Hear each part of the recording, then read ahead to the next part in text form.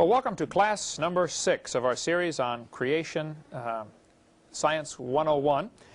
We're going to take a quiz over what we've covered so far from last week, and then we'll go on to some new material dealing with the age of the Earth. Let's deal with comets now. Comets are flying around through the solar system. I don't know the percentages, but they estimate that a certain percentage are made of snow and ice packed. Some are made of rock. Some are made of iron. Some are made of nickel. Some are combinations of all of the above. They can tell what they are by what color they burn, if they burn into the atmosphere. Just flying around, though, as they get closer to the sun, the solar wind begins to blow a tail off. It begins to melt pieces off, and the tail flying behind the comet is actually fragments of cometary material, which means they're constantly losing some of what they have. Estimates are that a comet can last about 10,000 years. Now, there are two kinds of comets. They're called short-period comets. Those are ones that come around and they can predict when they're going to come back. Halley's Comet, for instance, is probably one of the most famous short-period comet. So there'll be a test or quiz question. What two types of comets are there? Short-period are, they come around once, come around again in, some are 3 or 4 years they come around. Some are 76 years, like Halley's Comet. Some are longer than that. The other comets are called long-period comets, where they just come by once and we don't know where they came from or where they're going. Just came by once. Okay? You can't predict those, of course. But short-period comets have a life expectancy of less than 10,000 years. They should have destroyed themselves by then. The fragments of these comets that are breaking apart, sometimes the Earth runs through the path of these comets, because the Earth is going around the sun at 66,000 miles an hour. If you're driving your car at 66,000 miles an hour through a cloud of debris, of dust, in a sandstorm, it's going to create all sorts of problems. And the Earth running through this trail of debris in space, it's the same as if it was hitting us at 66,000 miles an hour. We're hitting it. And our atmosphere is 100 to 200 miles thick. It burns up 99.999% of all the debris out there. It acts as a cushion. And so at that speed, the air friction gets up so hot, so fast, it burns them, turns them to ash, and they disintegrate. About 5 fragments a day get all the way through the atmosphere and strike the Earth. Sometimes pretty good-sized ones. When they hit the Earth, they can do a lot of damage. You were with me, you saw the Barringer crater in Arizona. Gigantic hole in the ground. Something hit and blew this massive hole in the ground. They say the bottom of the hole is big enough that you could play 20 football games simultaneously. On the sides of this crater, you could hold, I think they said 2 million spectators if you set it up with bleachers. It's about, I think, 7/10 of a mile across, if I recall. It's named Barringer because some guy named Barringer bought it. He bought the property. It's the middle of no place, Arizona. He wouldn't want the property for anything else. But he knew that many comets are made of nickel. Nickel is a relatively expensive metal. It's used, they mix nickel in with iron to make gun barrels, because when it explodes, when you fire the rifle or the cannon, it's going to swell and come back. It allows the metal to swell and not stretch. If you just used iron, it would swell, and every time you shoot it, it gets a little bigger, and pretty soon your bullet's flopping around in there, and you don't want that for sure. So the nickel is used to give the elasticity, but nickel is a pretty rare element, and the nickel is what is highly, comets contain a high degree of nickel. So Barringer bought this property. He thought, you know, if a comet hit here, maybe it's buried down there someplace. I'm going to dig it up. I'm going to mine it. I have a nickel mine and be able to sell this metal. So they found these fragments of nickel all over the fields. As it was coming in, apparently it was burning and pieces are flying off the back of the comet, and then they would cool down and drip. So they find pretty good chunks of nickel all over this field, you know, within a few miles of the crater. He drilled several holes in the bottom looking for the meteor, found nothing, went broke. He had enough money for one more hole, and he was out there with his pistol shooting in the mud, studying, you know, how deep did that thing go anyway, you know, checking the size of a bullet and the speed compared to how hard is the mud. And he noticed a gun accidentally discharged, is the story I heard, at an angle. So the bullet went off at an angle, hit the mud, and made a round hole. He thought, man, if you hit at an angle, it's going to make an oval-shaped hole. No, it made a round hole. He said, wait a minute. Maybe the comet hit at an angle, still made a round hole, But here I've been digging down in the middle of the hole for this comet. It might be buried outside the hole. So he did a bunch of shooting into the mud to see, you know, what it would do as far as, and you notice one side comes up higher than the other of the lip that lifts up. So he went back and measured the mountains around his crater and found one side's higher. He calculated which way the meteor was going to be coming, and he said, wow, it's probably right out here. He had enough money for one more hole. He went out, drilled down, kept hitting something that kept breaking his drill bits, and went broke. That's where the story stopped. That's the Barringer crater, so there may indeed be something down there. Some people think there's nothing down there. It probably got so hot coming in it broke apart, and it hit like a shotgun. A bunch of little pieces hit. So there really isn't a mother lode. Who knows, okay? But anyway, comets are constantly losing material. This is a fact. Nobody argues with this. And they have a life expectancy of less than 10,000 years. And you can't just keep losing and losing like comets are doing. I tell people it's like your checkbook, you know. You can't just keep losing and losing. If your outgo exceeds your income, your upkeep will be your downfall every time. You just can't keep spending money. But these comets are flying around with this life expectancy of less than 10,000 years. So I mentioned this in my seminars. And one scoffer named Madsen has a whole website devoted just to me. Madsen does. I think that he sent me his book. Several people have sent me his book. How Good Are Those Young Earth Proofs, or something like that. It's funny to read, because just like students I had in high school, you know, they think because they said something, therefore they answered the question, you know. And the more they talk, it's pretty obvious the less they know about it. He probably did essay questions like that, right? Called a snow job, right? Just keep talking and talking. And you ought to read some of the arguments they give, and you know, just go slowly and think about what they're saying. Oftentimes, it's hilarious. Madsen said, here's his answer to my comet argument. Okay, he said, based on a study of the orbits of several long-period comets, the Dutch astronomer Jan Oort proposed, that means he guessed, he thought, he hoped, he prayed, that a great shell of comets existed at the remote frontiers of our solar system. Remote frontiers of our solar system. I'll show you what he means by that in a minute. Talk about remote. He said better statistics in more recent years have supported the existence of the Oort cloud and put it at a distance of 50,000 astronomical units. Now this would be a quiz question. What is an astronomical unit? That is the distance from the sun to the earth. If you're going to measure the distance in space, you need a bigger ruler. You don't want to say it's 474 zillion inches, you know, between these planets. You need a bigger unit of measure. So the distance from Earth to the Sun is 93 million miles, roughly. That is called 1 astronomical unit. Now, we have how many planets in our solar system? 9. Does anybody know the acrostic to memorize the names of them? My very extravagant mother just something... Sent us... My very extravagant mother just sent us 90 parakeets, which would be dumb to do, but what it means is Mercury, Venus, Earth, Mars, Jupiter, Saturn, Uranus, Neptune, Pluto. Pluto is the farthest one out. It is 39 astronomical units away. You cannot see Pluto without an extremely good telescope. He is saying these comets are 50,000 astronomical units away. Now, tell me, do you think he's ever seen those things? I don't think so, right? Here's what they say about the comets, because you're going to have to face this, Eric, when you get out there speaking. Somebody's going to say this Oort cloud is where they're coming from. Well, Earth to Sun is 1 astronomical unit. He's claiming this is 50,000 astronomical units away. What would the force of gravity be, considering the inverse square law? How much pull does the Sun have on these comets? Real close to 0, right? Not much, right? Now, no one has ever seen the Oort cloud, of course. This is all theoretical. Oort never saw the Oort cloud. He made it up. He hoped it happened. He thought it might be there, but he does not know that for sure. Now, Oort proposed this in the 1950s. That's what Madsen said. In 1974, there was an article in Astrophysics and Space Science magazine, volume 31, that said, Oort proposed a cloud of comets surrounding the solar system based on mathematical errors.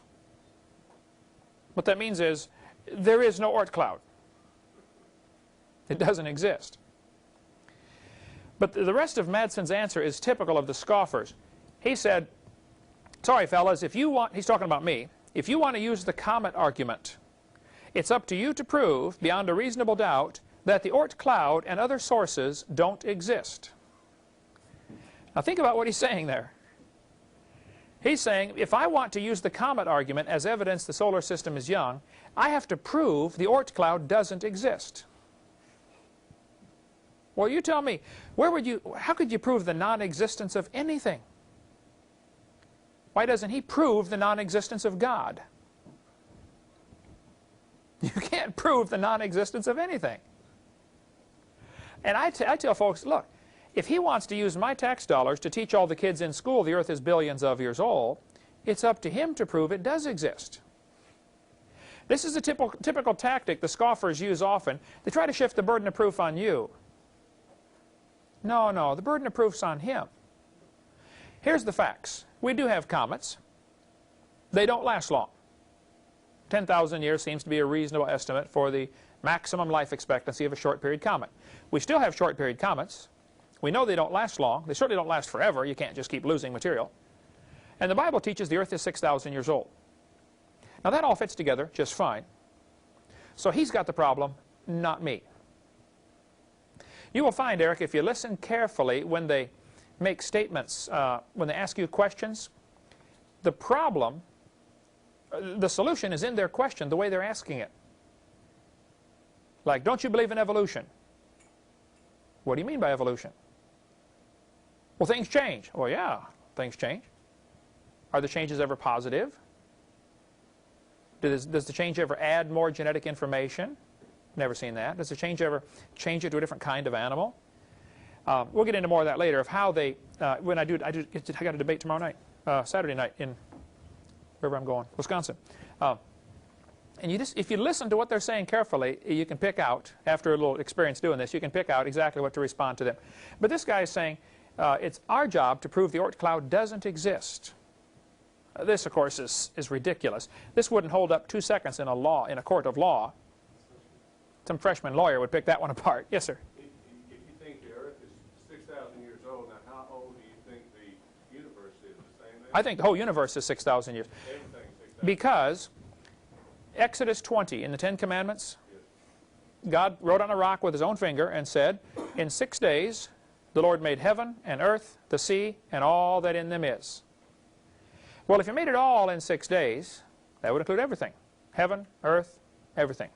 Made in 6 days. So, from Scripture, it's very certain that everything was made at the same time. There's no question there. Also, when we look at the evidence from space that we observe, there's no reason to say it's more than billions of years, more than 6,000 years old. No reason to say it's billions of years old.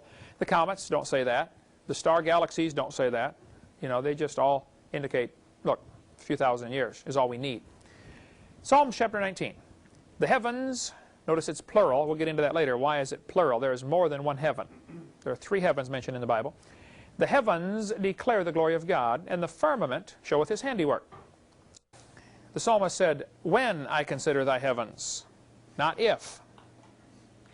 Now we've got a real problem in this generation because we've got a lot of kids that don't take time to consider the heavens. I tell them, you ought to shut off the TV, shut off the VCR once in a while, and go out and consider the heavens.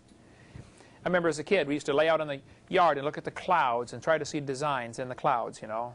Who can see the ships or whatever, you know. And my dad would teach us and Mom would teach us the different kinds of clouds and what does this mean. You know, when you see the cirrus clouds, that means there's probably going to be a front coming through. Probably in a few days you'll have a rain. You know, and you can actually, and Jesus talked about the Pharisees, how they were able to discern the face of the sky. You know, when it's red and lowering, you have a certain kind of weather. But we need to really take time to consider the heavens. He said, when I consider thy heavens. Psalm 39 said, while I was musing, the fire burned. The word muse is only used twice in the entire Bible. The other one is Psalm 143. He said, I muse on the work of thy hands. The word muse literally means to think. That'll be a quiz question. What does the word muse mean? Muse means to think. Now, English is a very interesting language. We have a word theist, which means a person who believes in God. Then you put the letter A in front, you get the opposite of. So an atheist is a person who claims to not believe in God. Just the letter A in front changes the meaning to mean the opposite of. The word muse means to think. The word amuse literally means to not think. That's the meaning of the word. They have entire parks where you can pay and go do that. How many have ever heard of those before? They're called amusement parks, right? We have a whole generation that wants to be amused, don't we? They don't want to muse. They don't know how to muse. They only know how to be amused. That's why if you watch the Hollywood movies, they get more violent, more explosions. Got to be something bigger, better than the last time. Just like drugs, you know, a person takes drugs or alcohol or anything like that. They want to get this thrill. Well, after a while, you have to take more to get the same thrill. The person who drank 4 beers and got drunk, now he's got to drink 6, you know, and then he's got to drink 10, and pretty soon he's got to drink whiskey, and pretty soon nothing works. And the same with a person who chases thrills all their life. The thrill seekers, they're always looking for something bigger or better. They're being amused. They don't take time to muse. Just go outside and lay on the roof and look at the stars. We used to do that as kids. We'd go campouts, you know. Just go look at the stars for a while. I remember up in Colorado one time. We're up in the mountains. We laid out 3 o'clock in the morning. I woke up for some reason, couldn't sleep. I went out, laid on the picnic table, and saw 300 shooting stars in 1 hour. I still remember that, you know, it's 40 years later. It was awesome. Remember laying in Grandpa's driveway in the backyard in the middle of Arkansas, you know, and seeing the shooting stars going all over the place, scores of them. We need to take time to consider the heavens. Because when you do this, the psalmist said, when I consider thy heavens, the work of thy fingers, the moon and the stars which thou hast ordained, what is man that thou art mindful of him?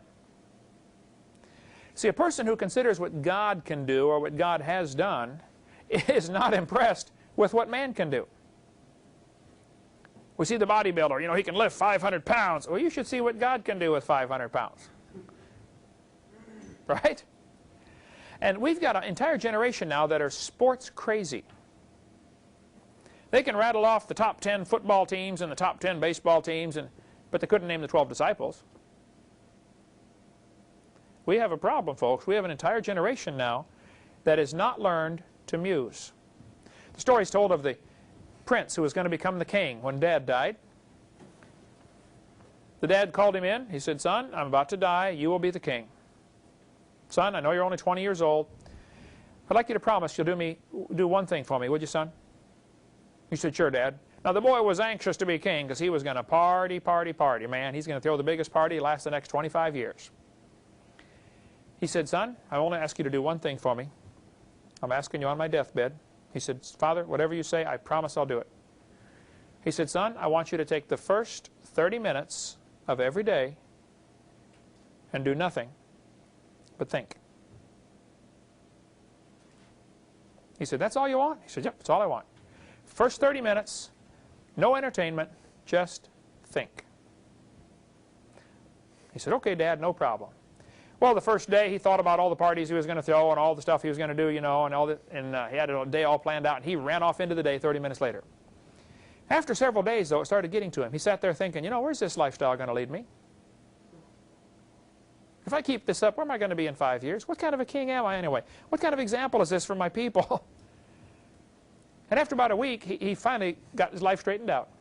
And we've got an awful lot of kids that don't ever take time to think about where they're going.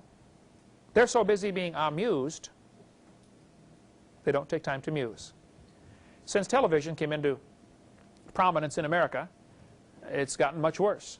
We have a lot of kids, honestly, I told my kids in school, what would happen if you couldn't have any electronic devices, no radio, no tape player, no TV, for 24 hours? It's like, oh, wow, I'd die, man. Well, you'd be surprised. You really wouldn't die. You might go through withdrawal for a few days, but you wouldn't die. We didn't have a television in our house for 11 years when my kids were growing up. They didn't have one. I wanted them to learn to muse. I like to see the little kids playing over here in the yard. Kids need to learn to imagine, to make up things. See the kids playing with the trucks and the cars. They have to have, developing an imagination is a vital part of growing up. People who study child development and child growth will tell you, kids that sit in front of the TV from the time they're 2 years old, something's wrong in the way they develop. They're not learning to think. They're learning to be entertained. It's got to affect them somehow. Go out and consider the heavens. According to the book, I think it's Ackerman's book. Is this the one? No, Donald DeYoung's book, Astronomy in the Bible, which I've got in my office. He said it's been estimated there are enough stars that every person on Earth could own 2 trillion of them. Just since part of the course is for Eric's edification here, if you want to learn how to count to big numbers, did we do this before? Million is the number 1,000 with 1 set of zeros after it. Billion, Latin word bi for 2, has 2 sets of zeros. Mono, million, bi, billion, trillion would be the number 1,000 with 3 sets of zeros. Mono, bi, tri, what would come next? Quad. A quadrillion has 4 sets of zeros. Then quint. If a woman has 5 babies, she has quintuplets. So a quintillion would be 5 sets of zeros. That's 15 plus the original 3, 18 zeros. Latin for 6 is sex. A sextillion is 6 sets of zeros. And then sept, S-E-P-T, for 7. Oct for 8. Nov, N-O-V. Sept, oct, nov. Guess what's next? September, October, November, December. Used to be the 7th, 8th, 9th, and 10th month. And then Julius Caesar decided, I want a month named after me, so he made up July. And Augustus Caesar said, well, I want one for me too, so he made up August, and so that shifted everything down. So September, means 7, is the 9th month. Figure that out. October is the 10th month, but that's how they got the names. But just so you know, a trillion is a lot. If you started counting as fast as you could count, you probably couldn't count to a trillion in your lifetime. 2 trillion stars apiece. That's a lot of real estate we can have. And here people fight over just a few square feet down here, you know. There's plenty coming. Job chapter 12 said, speak to the earth, and it shall teach thee. What can the earth teach us? How old is the earth? The earth is like a big magnet. Now here's where the inverse square law would apply. The strength of 2 magnets, the force of attraction, is inversely proportional to the square of the distance between them. Which is why when you deal with electronics, computers, something like that, if you set a computer right on top of a TV, this could be bad because the TV has a giant magnet at the back that is used to direct the stream that's going across your screen. Stereo systems, any speakers have a big magnet in them. If you get a computer too close to a magnet, you create a problem. But if you double the distance, it's only 1/4 of the problem. So distance is the secret with magnets, or shielding, which they have to forget all that. Anyway, the Earth's magnetic field is getting weaker. Now, since a guy named Gauss, G-A-U-S or G-A-U-S-S, I taught science, not English, but Gauss began measuring the strength of the Earth's magnetic field. How strong is the magnetic field of the Earth? They've noticed since he started doing that, in the last 150 years, the Earth's magnetic field has lost 6% of its strength. If we have lost 6% of our strength in 150 years, the theory is that probably the decline in strength will follow what's called a logarithmic digression instead of a linear digression. Let me show you the difference here, what that means.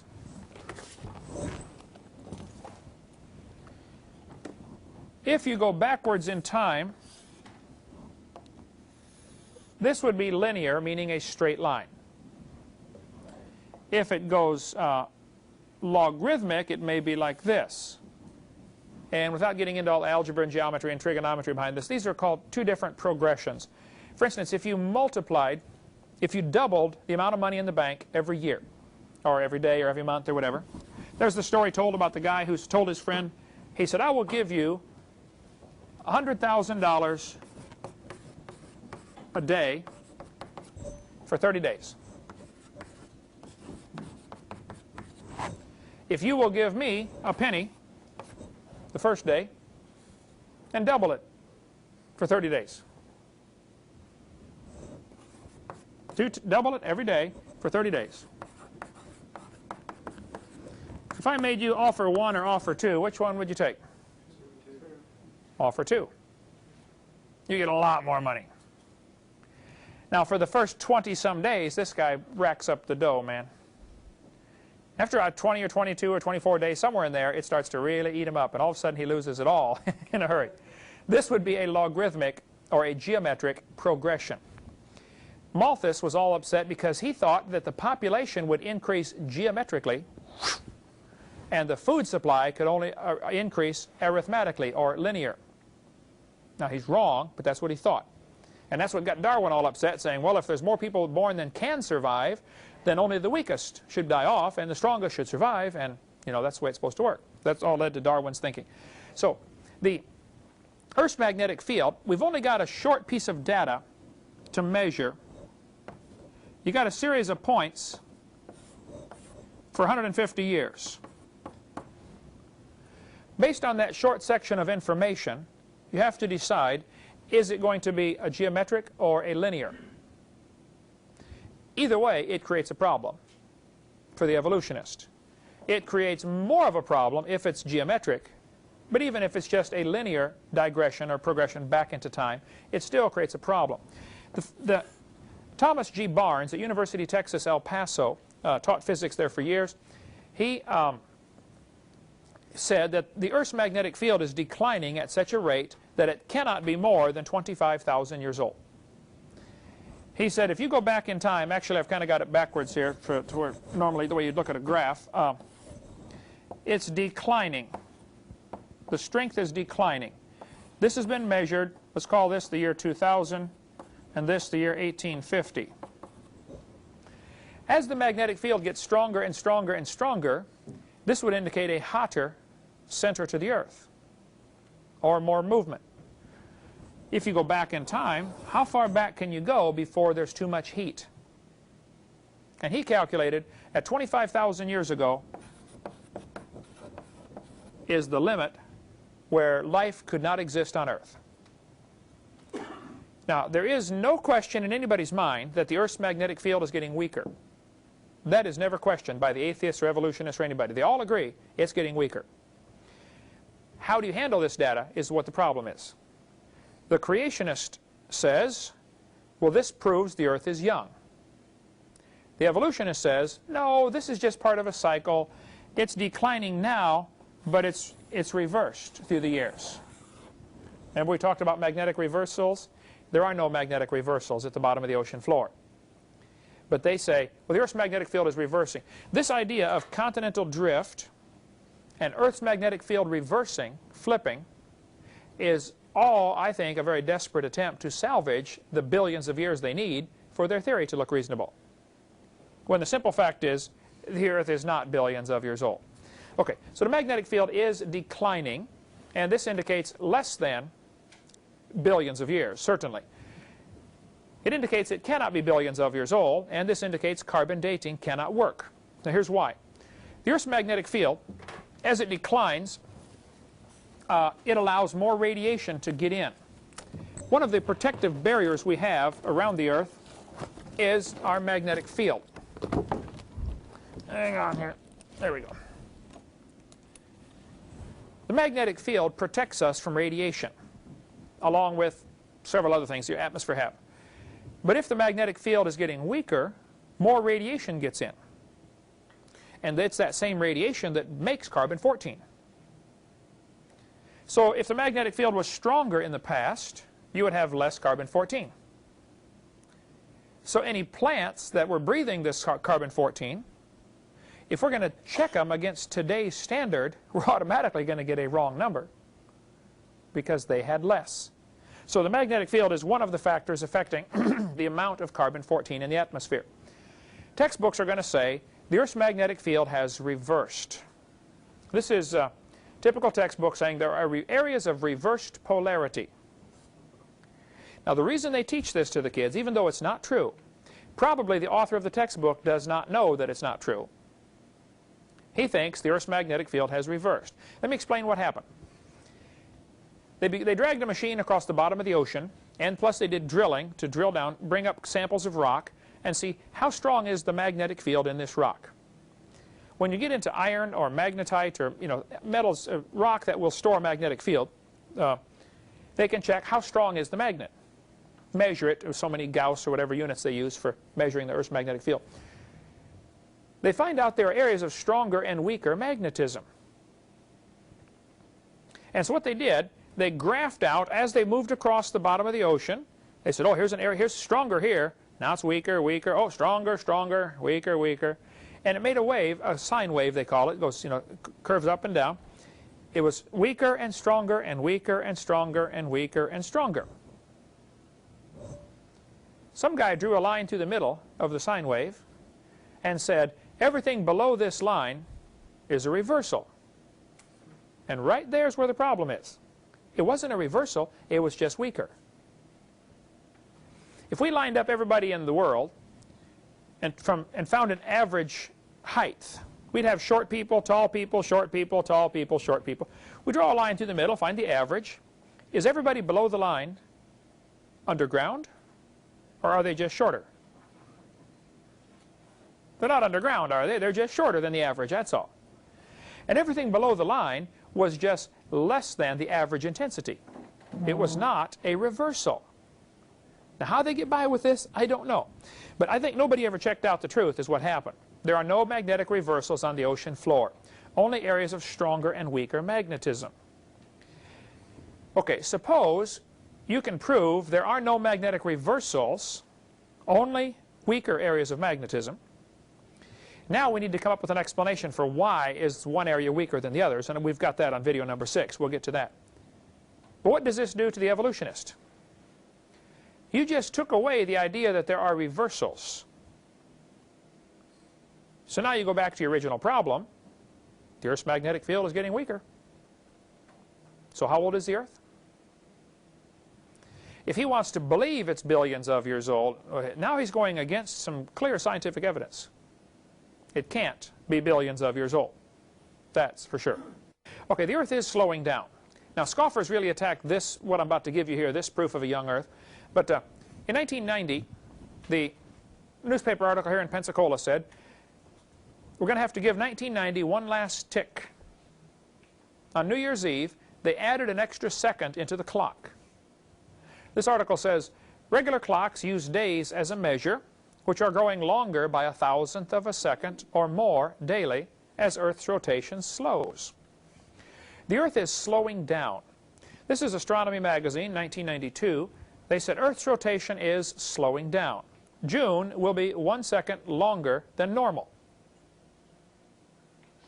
because we're going to have a leap second. There's actually, it's called the International Earth Rotation Service. One of those government jobs. Somebody needed, somebody's uncle needed a job, so they started a new program to keep track of this. But the Earth is slowing down. Since they started keeping track of this, I believe 1973 is the first leap second. They've been adding a second to the clock about every year or year and a half. This International Earth Rotation Service decides when to do it. They try to do it in January or June. Now, do they wait 12 months or 18 months? That varies. What would slow the Earth down? The Earth is spinning in a vacuum. There's nothing in space. Why would it slow down? There are at least 3 factors that slow it down. Who can tell me what any of them are? Gravity from the sun, would that have anything? Gravity from the sun, I don't... Well, because of the inverse square law, gravity from the sun is pulling a little bit stronger on the close side of the Earth than it is on the far side of the Earth. There's an 8,000-mile difference there. So there's a little more pull on the near side than there is on the far side. I don't know if it's even measurable if the gravity from the sun would slow it down. The 3 factors, maybe a good bonus question at least, maybe not, or if not a quiz question. But one is the Earth is spinning, but the inside is liquid. So there's going to be a little bit of internal friction by the liquids moving around inside. If you were spinning a basketball that was full of water, there'd be some friction inside with this liquid versus this hard surface. And the crust of the Earth is not the same thickness at all places. It's thicker under the continents and very thin under the oceans. So you have a liquid moving a little bit inside of a ball that is not smooth inside, because the crust of the Earth is not consistently uniform and smooth inside. The liquid down inside, when it comes out, we call it magma. Volcanoes put out the lava. That's magma, the liquid rock coming out. The place where it changes from solid to liquid, nobody's ever seen this. This is theoretical. But they did try to find it, actually. They were going to drill down and try to find where does it change from solid to liquid. Some scientist, I forget what country he's from, he had a strange name, Moho Ravisic was his name. So in honor of Moho Ravisic, they named this place where it changes from solid to liquid, they named that area the Moho Ravisic Discontinuity. For short, they call it the Moho, okay? M-O-H-O. They spent a lot of money trying to drill down to find the Moho. Where does it change? The way that they know it changes from solid to liquid is pretty surprising and pretty ingenious the way they do this. When an earthquake is happening in San Francisco, it shakes the ground. They can have a machine here in Pensacola that can sense the ground shaking that far away. I mean, if I stomp on the floor here, can you feel it where you are? Well, if I drop a 20,000-pound weight on the floor here, they'll feel it down the block, right? As the earth shakes, you can feel it different parts. Now, the movement travels different through solid than it does through liquid. So they noticed if you have an earthquake in San Francisco, in Tokyo, their machines move. A few seconds later, they move again. It's not a different earthquake. It's the same earthquake, but they travel through the crust of the earth one speed and through the liquid at a different speed.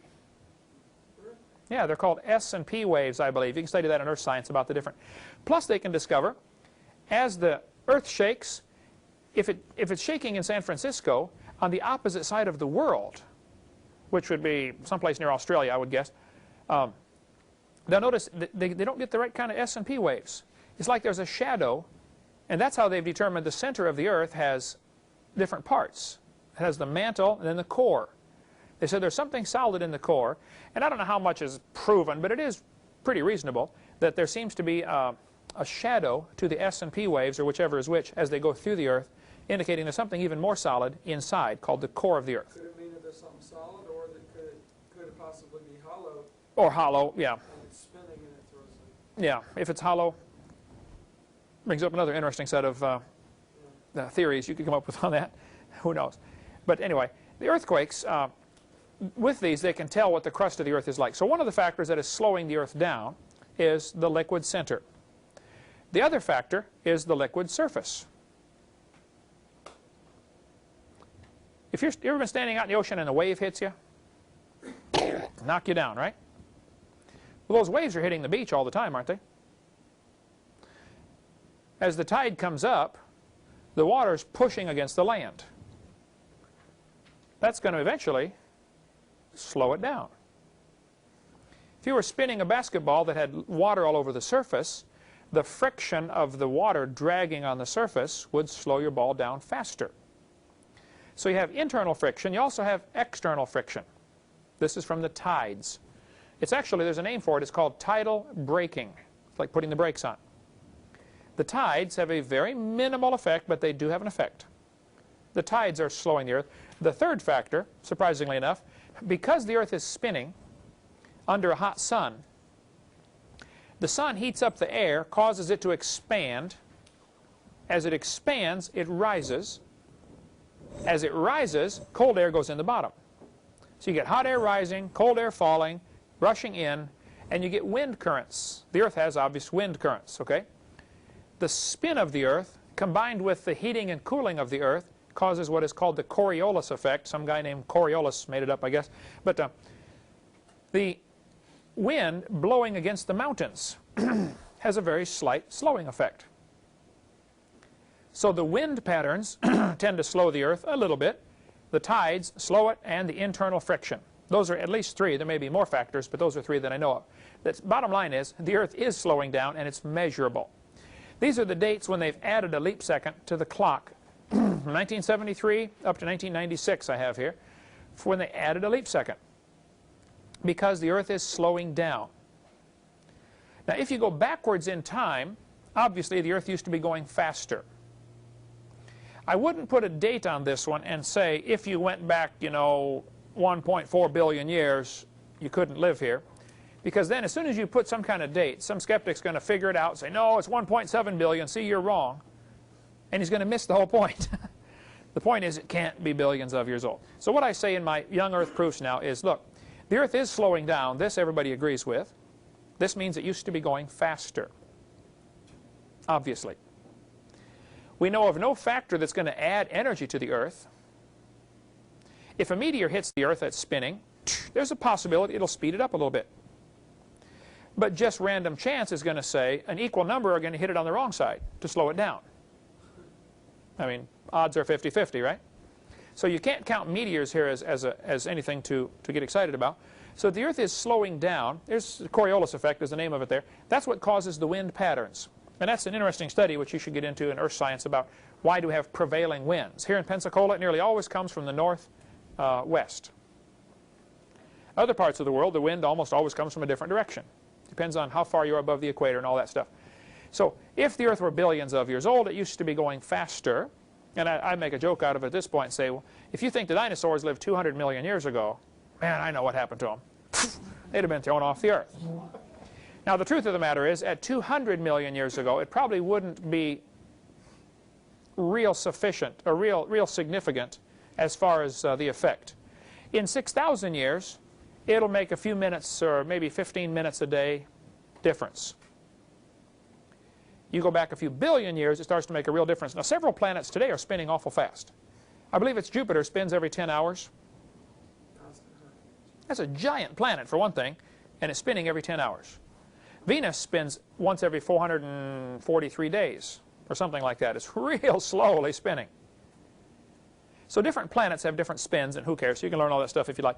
But the Earth is slowing down in its spin for at least 3 factors, which means obviously it used to be going faster. This puts a time limit. For one thing, the textbooks are going to tell the kids the Earth is billions of years old. The Earth formed, according to them, 4.6 billion years ago. Now, at that time, the Earth would have been spinning an awful lot faster. If the Earth was spinning, say, let's just say it's spinning 20 times faster, the Earth is almost a perfect ball. What happens to a ball when you spin it real fast? Flattens out, becomes like a frisbee, right? So if the Earth was cooling down 4.6 billion years ago and spinning lots faster, it wouldn't be round. The crust would have hardened in an egg shape, frisbee. We wouldn't have a near perfect ball. The Earth is flattened right now. The poles are pulled in, I think it's 20 miles. It's about 20 miles wider at the equator than it is at the poles because of its spin. It's pretty heavy, you know, and just the centrifugal force going around at 1,000 miles an hour, it's pulling it out a little bit. So the Earth is spinning. Okay, the Earth is spinning is a scientific fact. How fast it was going a billion years ago, I don't know, but it does put some kind of time limit. And evolutionists don't like time limits at all. They want to have billions and billions of years. Another factor here. The Sahara Desert is the largest desert in the world. The wind almost always blows the same way because of the Coriolis effect. It happens to be in an area where the wind blows the same direction most of the time. The hot air comes off the desert and kills the trees at the edge, and that area becomes desert. The process is called desertification. That'll be a good quiz question. The process by which deserts grow. What happens is, once the area becomes desert, all the minerals leach out of the ground, and nothing will grow there again. You take pure, hot, baked sand and plant some seeds in it, there's nothing there for them to grow on. And so the soil actually gets sterilized. Nothing will grow. Sahara Desert is 1,300 miles north to south. This textbook tells the kids, notice the picture here, past Sahara Desert was pretty small, wasn't it? The yellow part. Then the pink part is the present. Possible future extension.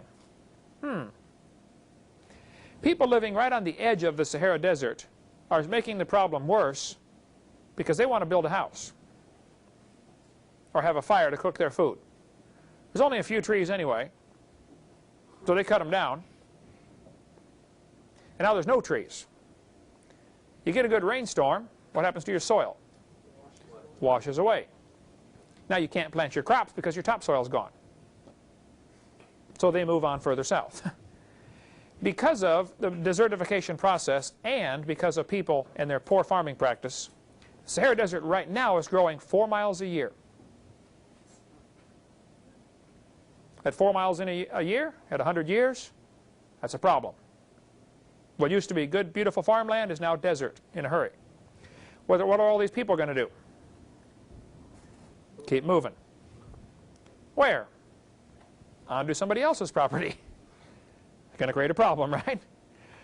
Regardless of the human suffering and tragedy going on over there, and it is a tragedy, because of this process, this desert is growing. But even if no people lived there, the desert would still grow because of the hot air killing the trees and grass at the edge, and the soil gets sterilized. They did quite a study on this and said the Sahara Desert is about 4,000 years old. Actually, now with satellites, they can go up and fly over with the satellites and look down and see where old rivers used to be. Riverbeds all over the Sahara. Used to be a lush tropical forest. Sahara Desert's about 4,000 years old. Now that brings up an interesting question. If the Earth is billions of years old, why don't we have a bigger desert someplace? Why do you think the largest desert in the world is less than 4,000 years old? You have a theory about that, Dan? Yeah, me too. You see, about 6,000 years ago, God made everything. 4,400 years ago, there was a flood. In this flood, everything drowned, of course, and it's pretty hard to have a desert under a flood. And so the biggest desert in the world should be less than 4,400 years old, if the Bible is correct. Oh, and it is. Well, what do you know? So here we have an interesting correlation that the Bible date is correct. Roughly 4,400 years ago, a worldwide flood. When they drill down into the ground, they hit oil. The oil's under pressure up to, I don't know, I've not heard of any exceeding this, but up to 20,000 pounds per square inch of pressure. That oil wants out of there. How many have ever seen the movies where they drill down and hit a gusher? The oil comes squirting up out of the ground, okay? Not all oil wells are that way, believe me, but some are. Incredible pressure. When we lived in Texas, we had a lot of guys that worked in our church that worked in the oil field. And being a science teacher, I was always curious about the oil, you know, and how do they do this? And I would go out and visit the oil wells and, you know, watch them drill this stuff. They drill down about 1,000 feet, a big 12-inch hole. That's quite a post hole digger, by the way, they've got for that. They dig down 1,000 feet. Then they put a special donut down there called a blowout preventer. And they run wires up to the top to a switch. Then they go and they drill through the middle of their blowout preventer. They drill a 4 or 6-inch hole the rest of the way down. If they hit a high pressure pocket, the switch automatically trips to close it off. Because in the early days, they would drill down for gas or oil. They hit one of these high pressure pockets, and it comes shooting up out of the ground so hard, it eats the side of the hole away, and the hole gets bigger and bigger and bigger from all this oil squirting up. Pretty soon, everything falls in the hole. People, buildings, tractors, everything. There was one in East Texas, I believe, where it ate up an entire acre, collapsed.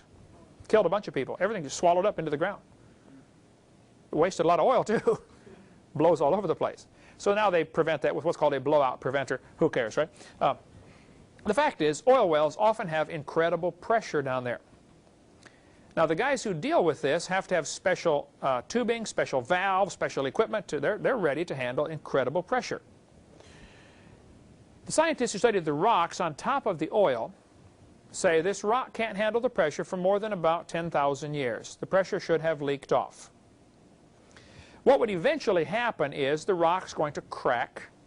When I was in Texas, in the middle of oil patch in Longview, Texas, we had guys, I'd go soul winning, and they would say, oh, I do frack jobs for a living. So you do what? He said, yeah. We drill down, we pump the oil out of the ground. Now you got to figure way down there, it's like a big sponge, only hard rock sponge, a sandstone sponge. You pump out the oil, it soaks into the hole, you pump out some more, and you got to wait till more oil soaks in. The oil's not in any hurry to get to the hole, just gravity fed, okay, or under pressure. But after a few years, you've pumped out an area about as far as you can get. Now your oil well quits pumping. Nothing down there to pump anymore. So they pull the pump out, pull the well out, pull the pipe out. They pour in a bunch of liquid nitrogen, and then quick pour a bunch of concrete in the hole to fill the hole in, maybe 100 feet of solid concrete. The concrete hardens, the nitrogen is hot, turns to gas, expands, and it creates so much pressure, it cracks the rock underground. And cracks go shooting out for hundreds of yards in all directions. It's an underground explosion is what it is. And they're fracturing the ground, out, from here to PCA. Now the oil over there has got a crack to flow through, so it flows into your hole. You can start pumping it again. Of course, now you got the problem. You've got your concrete plug. You got to drill that out. So it's a real expensive process, but that you can study all that if you'd like get into oil production. But the fact is, we do have pressure. It doesn't last long. So two obvious questions should come up. Why is there oil in the ground? Where did it come from? And why does it still have pressure? Nearly all scientists agree that oil comes from organisms, living organisms, that are squeezed and heated. Under pressure and heat, you can convert a ton of garbage to oil in a few minutes. There's a good article in Creation magazine, Creation ex nihilo. If you get the 1990 edition, I believe is where it is. Also, Impact article number 155 are some good ones to read if you want to study. And Eric, you should do this. Definitely read up on oil formation. Scientists can take a ton of garbage and squeeze it into oil in the laboratory in about 20 minutes. They did a test where they took some organic material. Now, the word organic means something that used to be alive. Plants, animals, okay, is organic. Oil is, almost everybody agrees, comes from organic material, plant or animal or human. Under pressure and heat will change to oil. Hitler, it is reported, some of the Jews that were killed, he took the bodies and had them baked to produce oil for his tanks. I don't know, I can't verify the story, but I've had several folks tell me, yes, it's true, that they didn't do that with all of it, but they did it with some to see if it would work. They found it was too expensive to do. Okay, the pressure and heat produces oil. So I don't know what the numbers are, but let's say you can make a barrel of oil for $1,000. You take a ton of garbage, squeeze it, heat it, turns to oil. One person said to me the other day, why don't they make oil that way, cut the price of gas? I said, well, you can drill and pump the oil out of the ground for about 20 bucks a barrel. If they start producing it for 1,000 bucks a barrel, your gas is going to cost, $1,000 a gallon. You better leave it alone, okay? It's still cheaper to drill it. The fact is it could be done. It just isn't practical to do that. So oil can form quickly. So the obvious question would be, how did the oil get way down there in the ground? 3, 4, 5, 6,000 feet down, 2 miles down. All over East Texas, they drill down 3,800 feet, I believe is the number, and they get into the seam where all the oil is. They can pretty well count on it. We drill down 3,800 feet, you're probably going to hit oil. In Kilgore, Texas, remember the oil museum?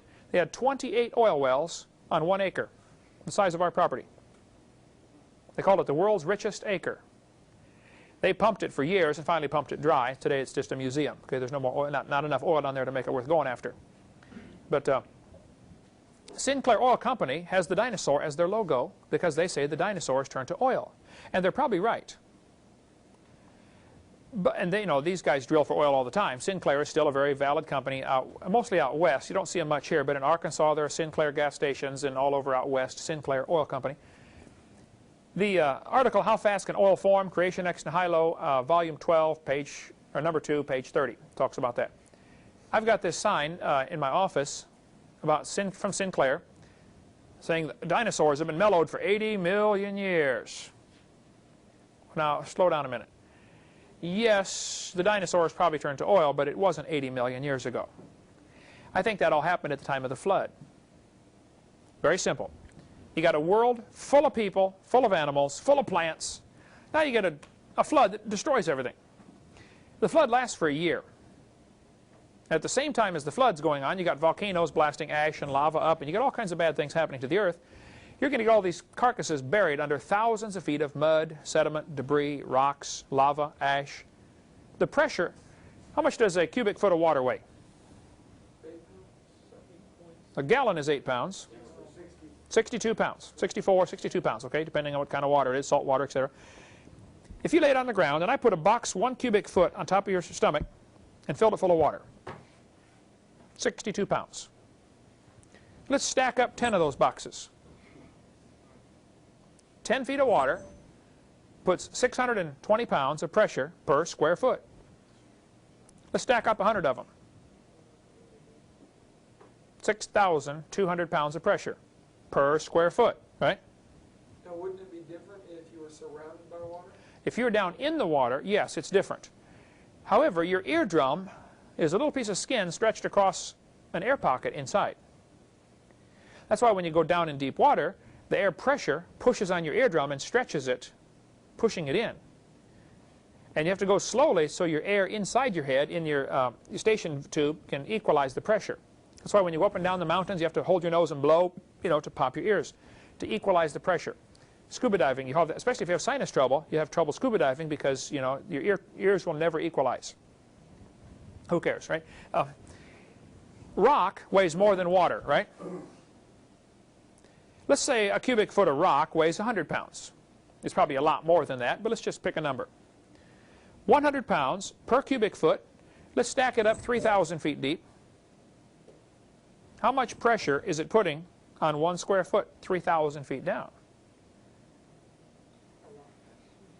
Is that 300,000 pounds per square foot? That's a lot of pressure. That's for 3,000 feet. Oil is anywhere from 3,000 to 10,000 feet down. So the pressure of the rock above is enormous, plenty, and since it's just pressure, pressure produces heat. So you got exactly what you need, pressure and heat, to convert whatever was buried to oil. If they can do it in the laboratory in 20 minutes, it certainly can change in 4,400 years from buried carcasses into oil. So that's where the oil came from. I believe the oil came from the people and animals that drowned in the flood. So I tell them, when you go to the gas station, you can say, "Bye, Grandpa, you should have listened to Noah. He told you it was going to rain." And that's probably what happened to the people that did not listen to the Lord. One more thought here, young earth, and we'll take a quit for the evening. In Denver, Colorado, I was preaching out there, and some guys came to the meeting. They said, "Now, Mr. Hovind, we know you teach the earth is only 6,000 years old. We would like to prove to you that you're wrong." I get this just about every week. You probably will too, right? These guys worked at the Denver National Ice Core Laboratory. Denver National Ice Core Laboratory.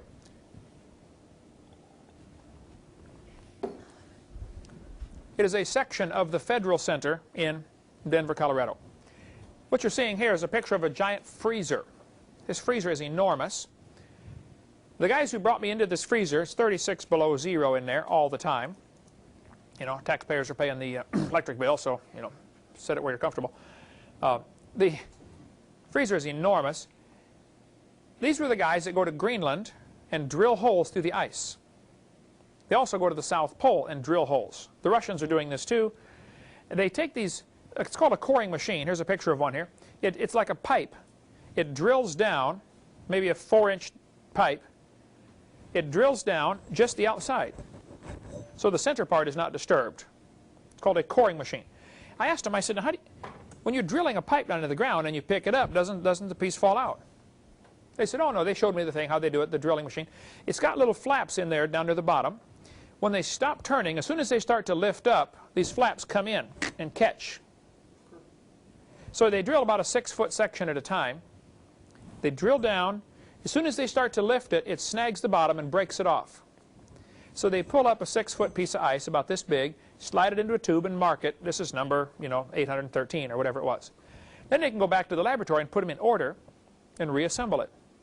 So they have a huge long core of, just as if they laid it out from drilling down. The deepest hole they ever drilled is 10,000 feet through this ice with this coring machine. They actually set up a big building over the top to stay warm while they're doing all this work, and they may live there for 2 months while they're drilling a hole, just so they can have some more ice in Denver. Just what they need. But this newspaper article said, in Lakewood, Colorado, a Denver suburb, Associated Press, 10 ice core samples yanked from a remote Antarctic glacier are resting in a giant freezer here waiting to be tested. What do they want the ice out of the Greenland and South Pole for? When they drill down, here's the coring machine. You can see the teeth at the end, how it kind of grips it when it starts to pull it up. I drew these lines on here because you can't see it at this angle, but there are dark and light lines, which I'll show you in a minute. The guys took me in the freezer and they showed me these lines. And here's a photograph of one. You can see the dark and light lines. They said, "Now, Mr. Hovind, up in Greenland, it doesn't snow much, and it's really cold in the winter. In the summer, the snow melts just a little, and you get a layer of water on top. Then it refreezes in the winter and makes a clear layer of ice. Now, clear ice on this picture shows up as a dark line. If it never gets a chance to melt, the snow is going to pack or press down and make a white layer of ice. So they said what these layers represent is summer and winter, summer, winter, summer, winter, summer, winter. Well, that's not true, as we'll see. This rest of this newspaper article said, in Greenland and Antarctica, where the weather is consistently dry and very cold, the glaciers are miles thick, but the annual rings are very thin. Summer, winter. Now here's where the problem is, right here. The deepest cores can measure over 10,000 feet. Cores from Greenland drilled since 1990 show the northern climate was erratic 135,000 years ago. All they do, you count back 135,000 rings and assume we can look at the weather patterns. Did they get more snow or less snow in Greenland? Well, what's the obvious assumption in all of this? That the rings are annual. Just because you got a clear line and a white line, packed snow and melted snow, doesn't mean it's annual, does it? We know that it's not. This is The Lost Squadron. I've got the book and the video if you want to watch it in my office. Stop by after class and I'll let you take it home and watch it. I tell you what, if you want to check out any of my stuff, Heidi, if you can kind of keep track of who does it, so we can be sure to get it back. Because I know how people are. They borrow and never return, you know. But I'll let you take my video home and you can watch about the Lost Squadron. It's very fascinating. Did you go with me, Eric, when we saw the plane? I did not. If you ever get up to Knoxville, just go north another hour and a half into Middleborough, Kentucky. If you get up in that region, it's worth going to see. Get your picture taken beside it. Okay.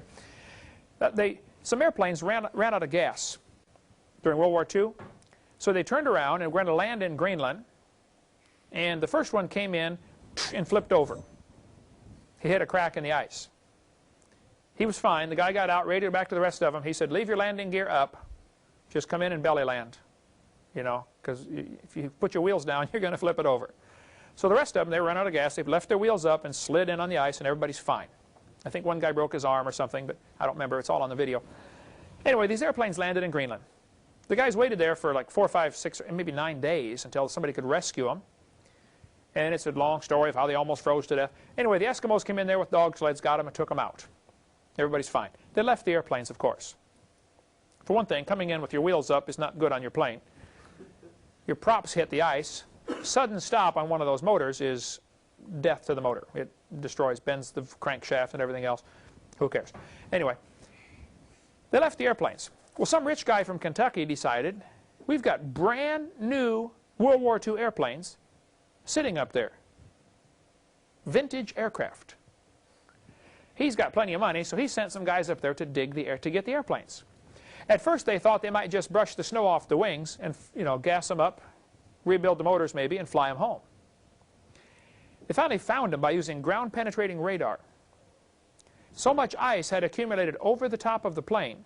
The planes were under 263 feet of ice in 48 years. They were P-38s and a couple of regular other fighters and a bomber, I forget what it was, but they especially wanted to get a P-38 because there's only a few in the world still flying from World War II that people have kept up. They've got a website for this called thelostsquadron.com if you want to look up information on these airplanes that landed in Greenland. They melted holes down. They built this machine up there. They called it a gopher. They took copper tubing and wrapped it around and around and around and around, made a big, huge ring of copper tubing, and pumped hot water through it. Kind of a cone shape of copper tubing. And they set this on the ice, and they pump hot water through it. And, of course, it slowly melts its way down. As it melts down, they pump the water off, and you end up with a nice, clean, dry hole. You get down about 60 feet or something, and they run into a layer of, basically, it's all water. It's still in ice, but it's water's coming in pretty quickly. And so they have to keep the pumps running continuously, pumping water out. And they got some pretty heavy-duty pumps, too, because they're pumping up 263 feet. Takes a real heavy-duty pump. Anyway, they melted these holes down, took the airplanes apart, took one of them apart, and brought the pieces up through the hole. Imagine going down in a 4-foot hole, 263 feet, 26-story building. That'd be scary. Claustrophobia city. They were down in the planes were in the ice for 48 years, 263 feet. You divide it out, that's 5.5 feet a year. 10,000 feet is the deepest hole they ever drilled. Divide that by 5.5 feet per year, and you get 1,824 years. Now, the newspaper article said the 10,000 feet represented 135,000 years.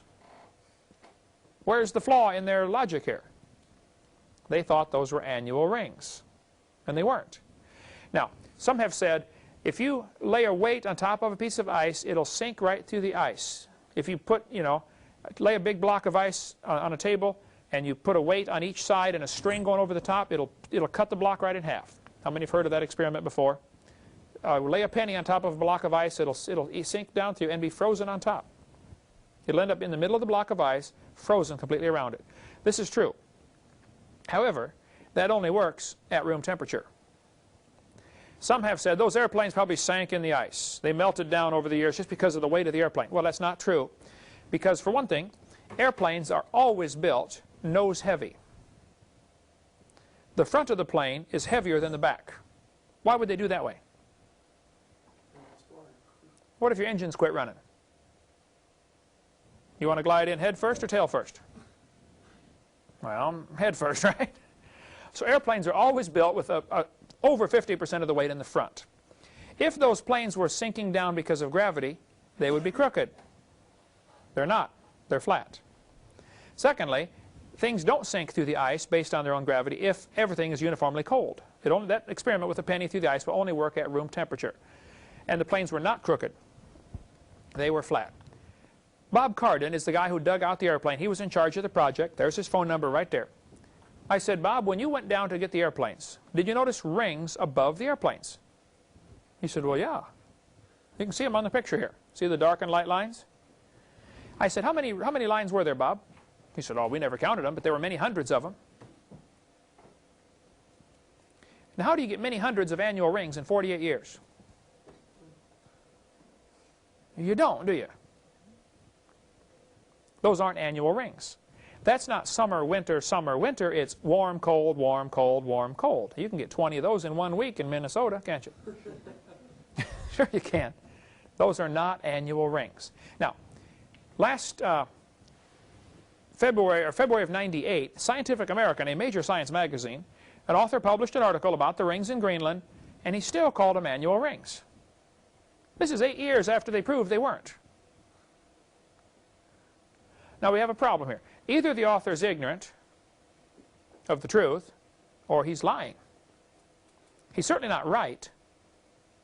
So hopefully he's just ignorant, because ignorance can be fixed. Okay? Stupid is forever, but ignorance can be fixed. If he's just ignorant, we can deal with that. If he's stupid, I'm sorry, we can't help you. Those are not annual rings. This picture a guy sent me just a few weeks ago. He said, Mr. Hovind, I saw your tape. He said, I live in Alaska. He said, we had a snowstorm one night. In 8 hours, the snow piled up all over my car. He said, as I was cutting the snow in blocks to take it off my car, I noticed there's lines in it. He said, I got 15 layers of snow on my car in 8 hours. Those aren't annual rings. The Inuit Indians, he said, have 42 or 43 different words for snow. There's soft snow, hard snow, crystalline snow, granular snow, slippery snow. Different words. And so in one snowstorm, you can get all sorts of layers in a hurry. So don't let anybody tell you that the Greenland proves the layers, proves the Earth is millions of years old. But invariably, when you do a debate or when you get into an email discussion with somebody, they will say the varves in the ice, they call it a varve, V-A-R-V-E, the varves in the ice prove the Earth is more than 6,000 years old. And they probably really believe what they're saying, but they're wrong, because they assume those are annual rings. We'll get into varves later, V-A-R-V-E-S, when they talk about the varves in Wyoming, the Green River Formation. We'll get into that later on. Okay, next week we'll cover some more evidence the Earth is not millions of years old. Thank you so much for joining us.